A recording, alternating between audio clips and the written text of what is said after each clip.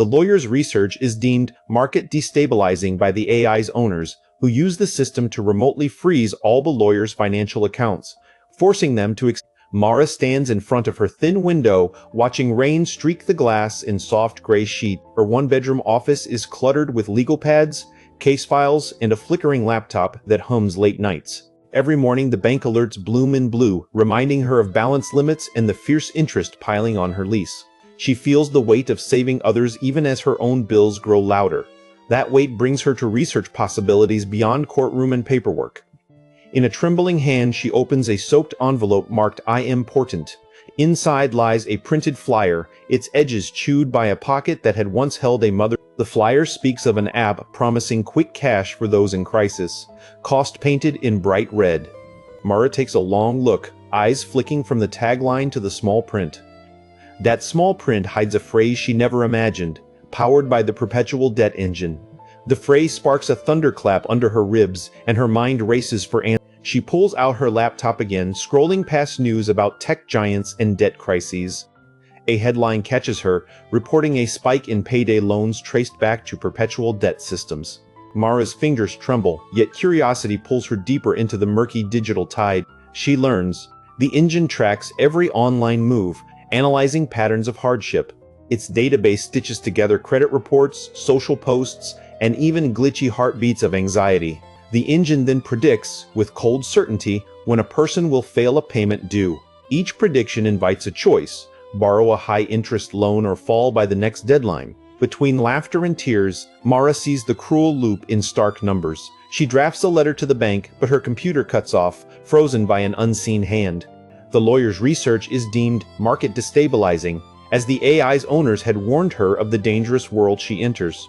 She accepts the chill that spreads, feeling cold as if her own skin is shivering with frozen data.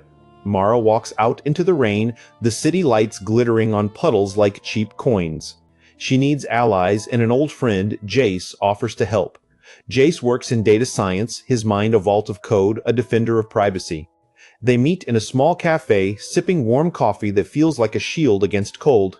Jace listens, eyes scanning the flyer, deciding whether to risk. He flicks a small silver device that loops his thoughts into encrypting code. Jace says, "You can taste the truth, but it's not always safe to chew on." Mara feels the weight of his warning, the risk shining like a bright dart. She nods, deciding to dive into dark data with him. They begin in Jace's cramped apartment, flickering fluorescent light barely holding the sharp darkness. Jace pulls a portfolio, each page a graph, color-coded lines that bend like snakes. He explains the engine as a pattern hunter, learning from data moments every pledge. "It sees your future before you even know it," Jace whispers. Mara gasps, unable to imagine such cold intelligence draping itself in digital clouds. They analyze a user example, a woman named Alina, whose paycheck fell through gravel of bad timing. The engine flagged her life: low savings, high debts, frequent late payments. Then it predicted, the next day, with a key Windows notification, Alina would see the loan app. Mara wants to test, could she outmaneuver the engine?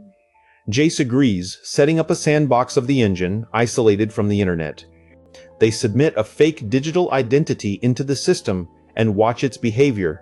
The engine responds, crafting tailored offers, foretelling nearly perfect triggers. Mara laughs. Disbelief turns to cautious intrigue.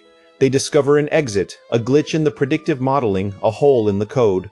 The glitch appears every few cycles, sending an alarm that the engine misjudges 1 week's threshold. Jace sees the potential. Using this flaw could erase debt cycles for many. Mara feels a surge of hope and terror in equal measure.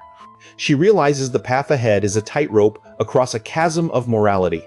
Behind them, the city slithers, unaware of the hidden cycle that feeds on their panic. She recalls the frozen laptop and how the engine froze her life in its digital jaws. She resolves that fighting the engine is not a heartless avalanche, it's a battlefield of trust. Jace takes a steady breath, then steps onto the keyboard. "We need a clean signature to pry the engine open," he murmurs. Mara clamps her teeth, feeling every decision ripple through her. They begin crafting the code, each line a promise of hope or doom. The room hums, time ticks, screens glow like a nervous heartbeat. With each keystroke, Mara feels the engine's pulse swell. Suddenly, the screen lights, showing a cascade of red hex codes that shape a new path. Jace pauses, brows knit, whispering, "We could save 1,000 hearts, but the trade is brutal."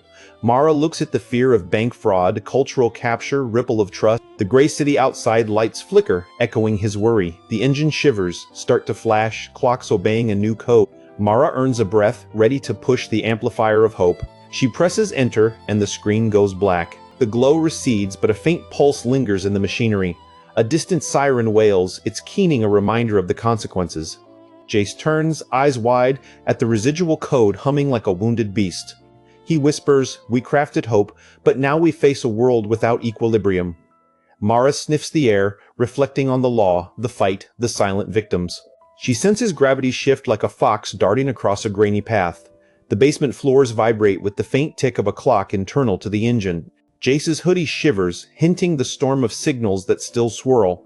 The silent hum of the city seems to press against their mouths. Mara signals a pause, realizing that a new reality spirals unnoticed. Jace whispers, "Labyrinths are beautiful, but walls are thresholds to grief." Mara turns to a world where people risk everything to survive. They are souls trapped in a loop, chasing fleeting relief that then crumbles. With the code safe, Mara must decide to unlock it publicly, free or hidden. She can keep it, continue to toy with debt and profit, or she can smash the engine, release the breath of hope, but also the night. Jace reaches out, his hand trembling, asking, "Will we be the saviors or the disaster's architect?" Mara hears the engine murmuring a counter-argument. She reaches for existential truth, an indigo thread connecting hope to risk. Jace breathes heavy, a quiet chorus of rain and neon lights outside. Mystery knocks on their door, but the night remains at bay. They stand ready, their hearts a drum, tasting the uncertain melody. Finally, Mara pushes the code into the public domain, releasing a ripple that spreads through all. The engine sputters, the world feels a tear, but children still learn. A sharp crack of a phone, and a name appears, Mara. The crowd waits to hear her story. She replies, "I tried to break a cycle, not break the world." The crowd murmurs, the wind rustles the leaves.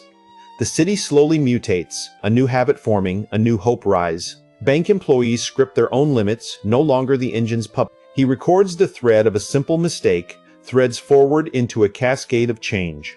Somewhere, a girl watches a screen glow, the first step toward a gentle future. End scene, our story ends, but no story never fully ends. Found this interesting? Subscribe to the channel. Give this video a like, share it out, and drop your questions or ideas in the comments. Until our next adventure.